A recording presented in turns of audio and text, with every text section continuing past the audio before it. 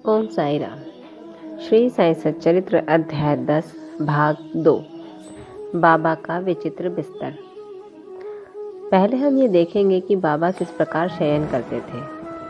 श्री नाना साहब डेंगले एक 4 हाथ लंबा और 1 हथेली चौड़ा लकड़ी का तख्ता श्री साईं बाबा के शयन हेतु लाए। तख्ता कहीं नीचे रख कर उस पर सोते। ऐसा ना कर बाबा ने पुरानी चिंदियों से मस्जिद की बल्ली से उसे झूले के समान बांधकर उस पर शयन करना प्रारंभ कर दिया। चिंदियों के बिल्कुल पतली और कमज़ोर होने के कारण लोगों को उसका झूला बनाना एक पहेली सा बन गया। चिंदियाँ तो केवल तख्ते का भी भार सहन नहीं कर सकती थीं, फिर वे बाबा के शरीर का भार किस प्रकार सहन कर सकेंगी।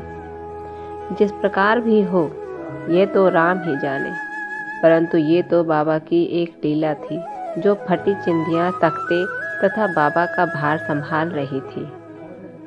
बाबा को तख्ते पर बैठे या शयन करते हुए देखना देवताओं को भी दुर्लभ दृश्य था।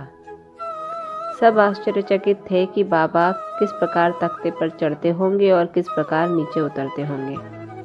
कौतूहलवश लोग इस रहस्योद्घाटन के हेतु दृष्टि लगाए रहते थे, परंतु यह समझने में कोई भी सफल न हो सका और इस रहस्य को जानने के लिए भीड़ उत्तरोत्तर बढ़ने लगी। इस कारण बाबा ने एक दिन तख्ता तोड़कर बाहर फेंक दिया।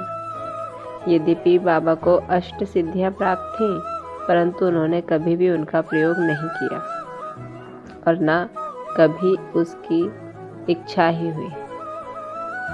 वे तो स्वतः ही स्वाभाविक रूप से पूर्णता प्राप्त होने के कारण उनके पास आ गई थी।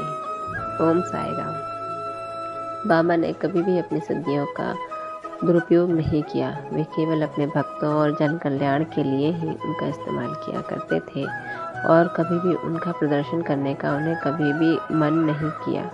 कल अगले अंश 3 में ब्रह्म का सगुण अवतार का वर्णन होगा। तब तक ओम साई राम। बाबा आप सब पर कृपा करते रहें, आपको उनका आशीर्वाद मिलता रहे। ओम साई राम।